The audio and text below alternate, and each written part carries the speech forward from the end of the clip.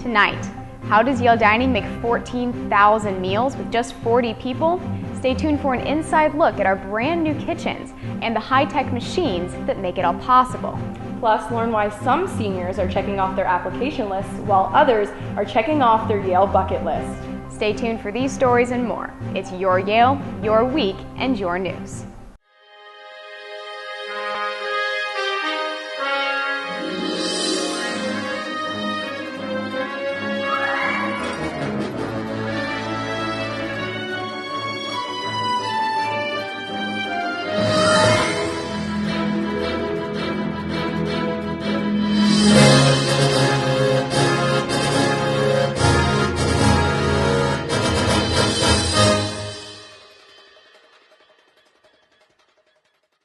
Hello and welcome to YTV's first full show of the year. I'm Raleigh, Cavero.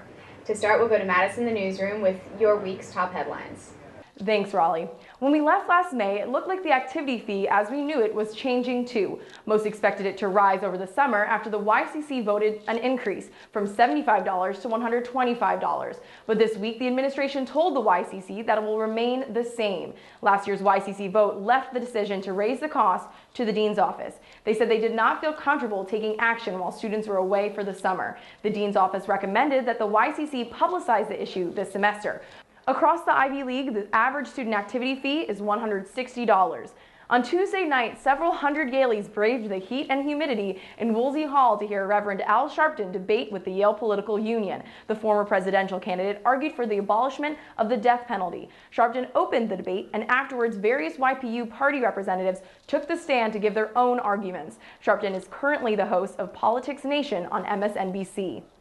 A debate nearly 2 years in the making took a major turn on August 27th when President Salve announced that the university will not divest in fossil fuel companies. Shortly afterward, Fossil Free Yale, the student group that's long advocated for divestment, had a vigil and protest outside Woodbridge Hall. Because of the nature of this issue, we want to bring in a bit of background information. This all started in 2013 when students formed Fossil Free Yale. Since then, the issue has been front and center on campus. The debate came to a head last year after a YCC referendum revealed that the majority of Yale students favor divestment.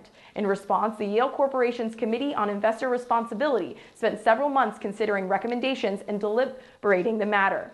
Ultimately, it decided that divestment would be an inappropriate way to address concerns about the environment.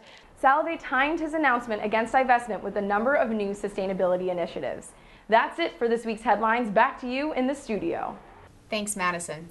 Now that we're back to campus, we're also back to eating thousands of meals a day. 14,000 actually, and Yale Dining has to prepare them. This year they have a more centralized way of doing it, handling all salads and baked goods at a new Culinary Support Center, or CSC for short. This week we went behind the scenes to find out just how every cookie you eat is made. With a combination of high-tech machines and well-timed routines, the Culinary Support Center has streamlined dining services for the new school year. Before, cold food items like sandwiches, salads, and deli items were produced in each college separately, but now the CSC takes care of them, all in one place. This refrigerator, this is being staged right now. The items are prepared. Each one of the carts down you have to take a look in there. Each one of the carts that are lined up there, you can see the requisition sheet in there.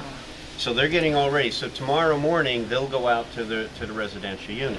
All fresh ingredients. Tomorrow morning the dressing goes on to these. This gets tossed, it gets packaged, and it gets sent out to the unit. So it's all fresh. I mean, everything is being made the day of. So that it's very chilly in here. So Most students don't fully realize the sheer amount of food consumed at Yale. For example, on average, Yale college students go through about 260 pounds of hummus every 2 days. Pretty amazing, because just like looking at all of this, no one would think that this is how many chickpeas people need eat for and how so many how long days? would you say that this could last? Is it just for like? Oh, this is on this stuff here. This is going on 3 days. No. 3 days. Oh yeah. That's a lot of chickpeas. Yeah. Our head pantry workers. Right. They're saying, this is so smooth, this hummus, because we'll show you the piece of equipment that we have. And they didn't have that kind of equipment or they didn't run it long enough, whichever. But now we're getting one consistent, just super smooth, velvety hummus out of it. Yeah. So the interesting thing is, as I told you, they were impressed by how smooth the hummus is. This is the hummus. This is the hummus machine. Hummus machine. This is what's responsible for our delicious hummus. Yeah. We can do 50 pounds at a time in this. Wow. That's a lot of hummus. Whether it's giant ovens or man-sized mixers, when it comes to heavy machinery, this facility has just one philosophy: the bigger, the better. Refrigerator warehouse. So as you can see, cheeses and yogurts and vegetables. Ultimately, it's the people behind the machines and the care they put into our food that surprise. I love our sugar cookies are so tender and so good. So I'm probably the. What about the which different one's your bars? favorite? I'm about the one like chocolate macadamia. Chocolate macadamia. I love white chocolate macadamia. What are we gonna do? Next time you swipe into your dining hall, hopefully you'll have a better idea of where your food is from. For YTV, this has been Stefina Yuli, Nora Etienne, and Larry Milstein. Project managers are also looking to open the center up to student tours. So, all of you might be able to follow in our footsteps. For the past 4 years, the Connecticut Open has struggled to keep its doors open. In 2010, it lost the men's division and a title sponsor, but things seem to be turning around. Kate Walker brings you that story now. This year's tournament, staged from August 15th to the 23rd, received a major facelift. The event's name was changed from the New Haven Open to the Connecticut Open, presented by United Technologies.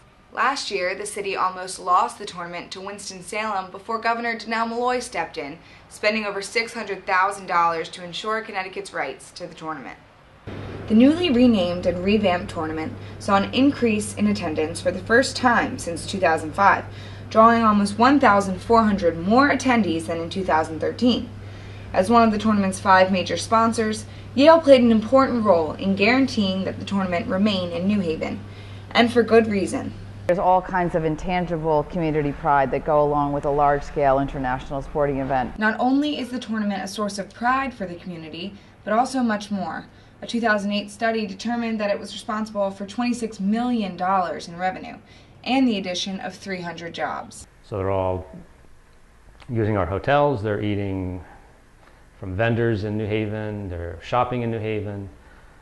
So the direct impact is huge. This year, 47,000 people traveled to New Haven to watch the tournament, most of them traveling to see a few big-name players. There's also world-class tennis on the court. The player field this year was exceptionally strong. This year also saw the addition of some men's play in the form of legend exhibition games, featuring retired former stars such as James Blake, Andy Roddick, and Jim Courier. So I actually really enjoyed the Legends part of the tournament because I got to meet Andy Roddick and James Blake. They were extremely entertaining. Worcester says they hope to include more Legends exhibition games for next year, just one of the continued expansions the tournament director and her colleagues hope to make to put more fans in the seats and continue growing the tournament. If you missed the action at the Connecticut Open this year, don't worry, it'll be staged right here in New Haven next year from August 21st to the 29th, right in the middle of Camp Yale. For YTV, this has been Kate Walker. Thanks, Kate. The Connecticut Open is the final tournament on the women's tour before the U.S. Open, which wraps up this Sunday in New York. So there are 2 types of seniors at Yale, the ones polishing resumes and the ones kicking back for their most relaxed year yet. The difference? The fields they'll enter after graduation. Anamika Viramani and Michael Leopold spoke to seniors to get a better idea of how they're spending their final year and how that relates to their post-grad plans. Last year, Yale's Office of Career Strategy, previously UCS, broke down seniors' postgraduate plans, and the pie chart was a surprising one. Only about 20% of seniors left for Wall Street. Another 20% headed to graduate or professional school, and smaller portions conducted research or went into education. Among these common paths for seniors, application timelines widely differed. That meant senior year could be really crazy or really chill. In the beginning of the year, there are a lot of finance consulting firms on campus that are interviewing for full-time positions. In actuality, those are the only industries that are really recruiting that early. If you're looking into education, the arts, that the timeline for companies and organizations that are advertising their open positions, it's a lot later. They're not advertising in September.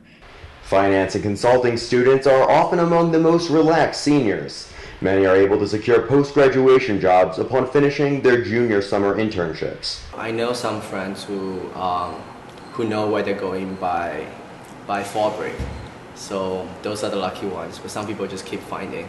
So I'll see where I am. In terms of social aspects and stuff, I'm obviously looking to go out with great memories with my friends and stuff. When some people they've got their life all settled, they'll be like, oh, want to go party on Wednesday, Thursday, Friday, Saturday, Monday, Tuesday.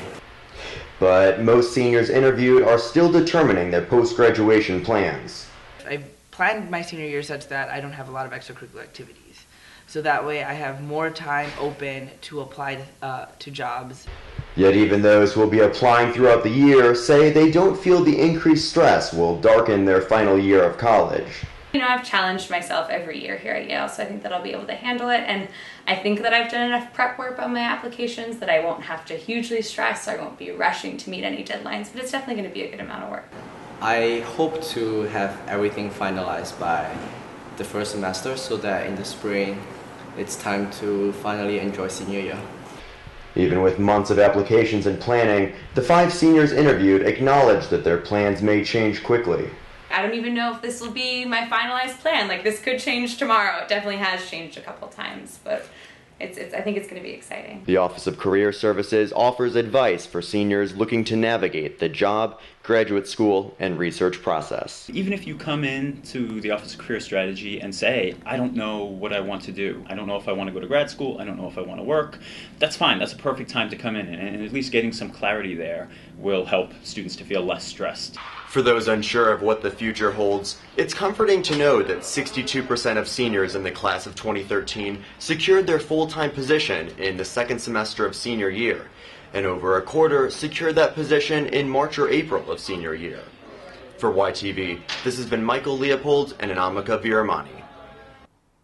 Within the next few weeks, the Office of Career Strategy will post the official data on the class of 2014's expected post-grad plans, so you can learn more there. After a second American journalist was beheaded this week, all eyes are on ISIS and Obama's administration. This week, we sat down with a man who has been at the heart of such decisions. Cody Pomeran sat down with General Stanley McChrystal to ask him about Iraq, Syria, and leadership. General McChrystal, thanks for being here. Oh, thanks for having me. Do presidents actually need a doctrine? Is it a legitimate tool, or is it something that oversimplifies complex situations into a bumper sticker slogan? Yeah, I think presidents start to be told that they have a doctrine at certain times based upon statements that they make. Sometimes they don't know that they've created. I think the nation needs a set of values and a policy that is clearly understood around the world. Now, that doesn't mean that it should be so clearly articulated that it's brittle, that we will do this and we will not do that in every case. There needs to be a certain amount of ambiguity to what the United States will or will not do. But our broad, general lines of our policy should not be that way. They should be, people should know what the United States stands for, generally what we will support and what we will oppose, and the prices that we are willing to pay in general. But I think that if we start to criticize every president, and then we say, this doctrine isn't good or isn't right, I think we need to look more broadly at American policy, because I think one of the challenges is I think American government should be this rich debate about many things, but I think there should be less partisanship on foreign policy than there is on the things, what happens in our neighborhood. Because I think to the world, we are never going to appear monolithic, but we should appear united, and I think that's very important. And final one, book you would assign every Yale student, not just your class. A Connecticut Yankee in King Arthur's Court by Mark Twain. General McChrystal, thanks so much for joining us. Cody, thank you. I appreciate it. To see the full interview, go to our website under the features page. And our interview guest also inspired some action here on Yale's campus this week. He challenged our football team to the Ice Bucket Challenge. So stay tuned and you'll get to see them take the plunge. Thanks for watching. We'll see you next Friday at 3. It's your Yale, your week, and your news. General McChrystal, we accept your challenge, and we in turn are going to challenge our captain from last season, Bo Palin, and the West Coast office of the McChrystal Group. We're going to also challenge 2 Yale teams, Coach Rudy Meredith and the women's soccer team at Yale, and Coach Aaron Appleman and the women's volleyball team at Yale. All right, fellas, ready to roll? Yes, sir. On 3. 1, 2, 3.